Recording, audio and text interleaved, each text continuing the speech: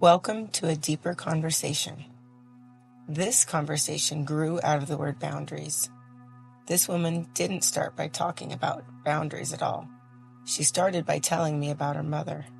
As I listened, it became clear that understanding her mother's life was the only way to understand her own, and how growing up without healthy boundaries shaped the way she learned to create them.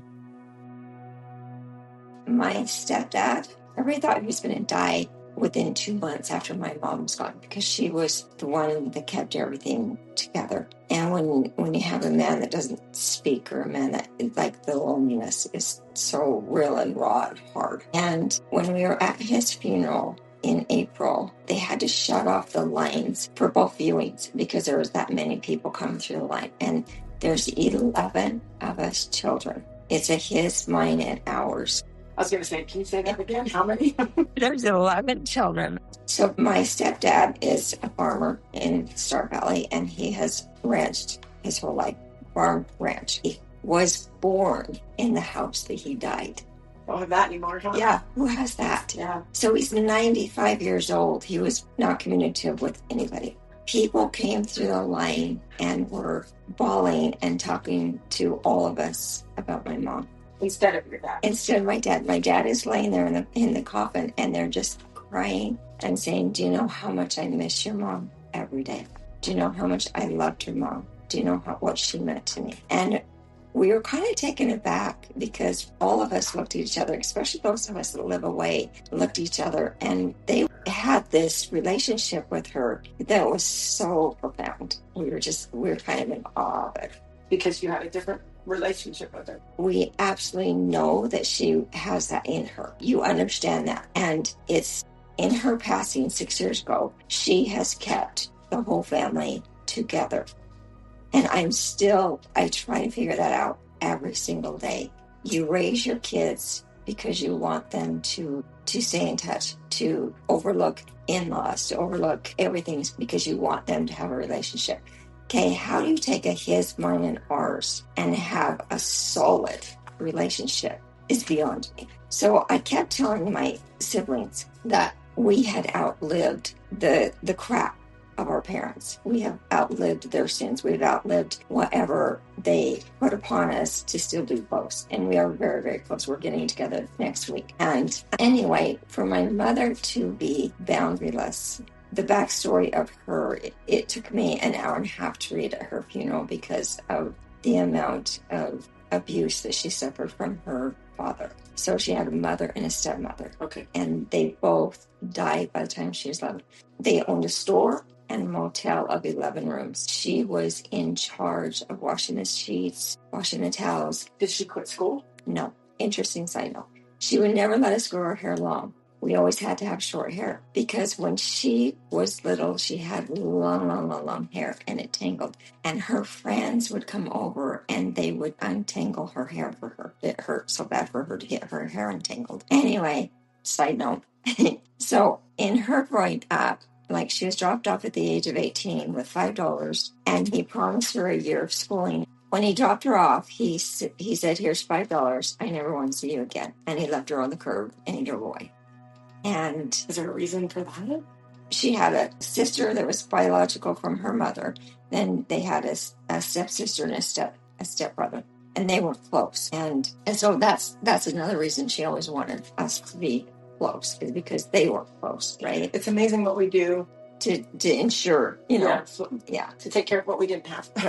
Right. So she was always kind of different than the other three. The other three really kind of were just sideways. And she just wanted to be part of the church, wanted to be like, she just was completely different than the other three. And he hated that in her, because he was angry that if God could take his wife and leave him with 2 children, and then he remarries, and God takes the second wife, there is no God that loves me.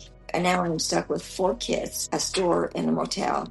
The kids I have are 3 girls and 1 boy, right? And he is like angry, like belligerent angry, like beat the hell out of you angry. And that's the life she lived, is if she sassed back, if she did anything, she was beaten with a razor strap until she was bloody, right? that wasn't abuse back then. That was doing what you do with kids, right? So anyway, fast forward to her. She's gone through a divorce in the 60s, mind you, which to me is very, very courageous and very, Didn't happen. did not happen. And had a lot of people that just knew that she was after their husbands, or she suffered a lot of Judgment. a lot of it. Anyway, so we're in Drake's. She has a job as school secretary. She has 3 kids. And then she, on a blind date, meets Rex, who has 7 kids. They get married 6 months later. She moves over to Star Valley. And right away, you start to, as a very, very, very young child, I just recognized different things about my mom. And Were you the oldest? no, there's 5 above and 5 below. Okay. So I'm right in the middle.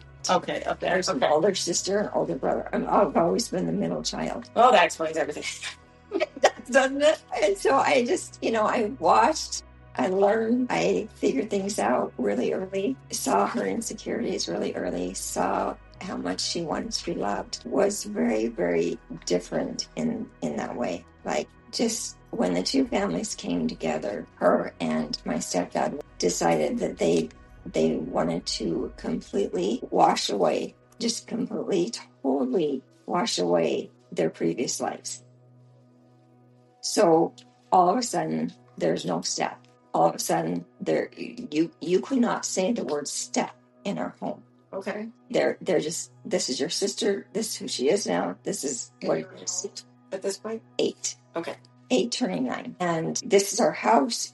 We're one big happy family. We're this. And this is what you're told. But you know differently because you lived it. But you can't speak differently, even though you lived it, right? So the reason I say that she was boundaryless is because she had the kind of love a man, his children, to put us on the same plane as her children. And I don't know how she did that. If anything, life was harder for her children, and she's admitted that. She told me that before she died. She said everything was harder for my children. But to me, that's more the parents' fault. When they got together, she hated her ex-husband so bad. We never got to see him because when they divorced, she said, if you will never pay child support, you will have no contact with these kids at all. So we didn't even know what he looked like because she couldn't out of all the pictures. At 8 years old, I was putting this together. Rex is being told how much she hates our dad. And so he's thinking, oh, great, I've got 3 bastard children. That's your interpretation of yes, it? Yes. As an 8-year-old, yeah. There's no good in this. There's no good. There's no good in him. Therefore, there's no good in his offspring. Okay. And so between the 2 of them, they were going to beat it out of us or work it out of us, which we worked so incredibly hard because you can't on a farm. You can't. And so in looking back, that's what she's going to have to recompense before she died, because I was always the rebellious child. I was always the one that pushed her to her limits. And I would ask her, why did you make us lie, but you hated lying? So to me, that was boundaryless. It was like you forced us to say, this is my sister. But if I ever came to you in a lie, it was woe be the day, right? So you're asking me to lie, but then you can't condone lying. To me, that's boundaryless. Okay. You have to have a boundary on, if I don't like lying, I don't like it across the board. I'm not going to make adjustments because. Were you ever able to say that to her? No. I was able to say to her, Mom, there's got to be one good thing in our biological dad that you can say to me, because we are good people. We are good people. We're gregarious. We're outgoing. We are such good people. The thing that was interesting, Tammy is put into the older group. I am put into the middle group, and my younger brother is put into the younger. And as we're put into this 7-kid arrangement, making it 10 kids, we pull out their personalities because they are so introverted. So introverted. And as we're growing up, all of the whole family was known just to be the leader in our ward. The girls sing songs every Sunday. We were in student council. We were out there. There was one man that came through the line and he said, wow, all 11 of you are here. And we said, yes. And he said, you are the pillar of Star Valley. And when you look back at what we've done, you see that we really have been in all the different ways that we performed in the different areas that we performed, right? Mm-hmm. So I asked her, I said, we're good people. And why can't you just tell me one nice thing? I let her sit. I let her think. There's got to be one good thing. And she came back and she said, there is not one good thing. So I knew that is the story that now my stepdad had heard. And probably your neighbor too. Yeah, there was goodness. And it made me really sad because I could see the personalities that we had from him. I could see it, but she couldn't see it. So when you're boundaryless, every time I watched TV, if there was a child starving in Africa, she was like, Rex, we need to go get some children from Africa. We need to adopt. Like she didn't want anybody to feel unloved. And so she was going to pour out her love from everybody, regardless of whether you're hers, whether you're from Africa, whether you're a stepson or daughter, there's going to be no difference, right? And so I grew up thinking, I don't want that. I want my children to feel of my love. And I knew that I just started kind of putting together boundaries of, okay, this is what I've seen and this is what I want. So then how did you do that with your kids? So a really, really, really good example of that. And I have a brother that's now, when my mom died, I was like, oh, okay, I can be relieved of some of these things that used to drive me crazy. But then I realized I have my brother and I'm like, oh my hell, I have years of this to go through. Because he's the same as her. Because when you call my mom, you're going to get the first 10 to 15 minutes of your conversation of, well, so glad you call. You never call. You're like the guilt. Yeah. So I always just said, Mom, you can do that and waste the time that I have to be on the phone with you, or we can talk about things we want to talk about. And I always was very, very boundaried with her.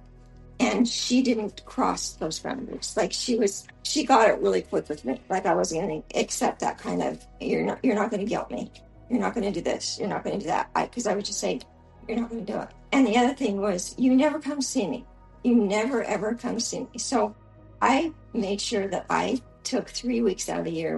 We bought a pop-up trailer. And I took my kids, because we lived in 6 different states. So I took that trailer up and had to have my own space. I don't care if it's a pop-up trailer. Just give me my own space. But when we would leave, there were tears. Tears, tears, tears. Always tears. So one thing that I do is I appreciate when my kids call. I don't guilt them. And whatever amount of time I have with my kids, I'm grateful for, and I don't cry. I don't cry when they leave. They're not going to see if there's going to be any tears. What did that mean to you when she was crying? It was like, oh, I can't leave. She was an extrovert, as I have found out. And being with that kind of man must have been really, really difficult because he wouldn't speak. He was an introvert. Yeah. And the loneliness and the depression that I think that she felt was not her at all. Now, my growing up has allowed me to see her in this light, that she was very isolated. She made things work for her, and she's known and loved all over the valley because she found ways to bring in people into her lives. Share her authentic self. Yeah. She really, really did that. Those are the biggest ways I think that I am with my kids, is that whatever time you have, I will appreciate and I'll be grateful for, but I'm not going to guilt you. I'm just not going to, I'm not going to do that. What I appreciated most about this conversation is that it wasn't really about judging the generation before us.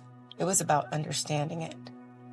Her mother loved deeply, especially after everything she'd been through.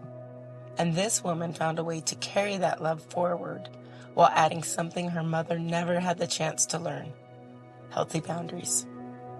Maybe that's how families grow. Not by rejecting what came before us, but by building on it. Thank you for your story, and thank you for listening.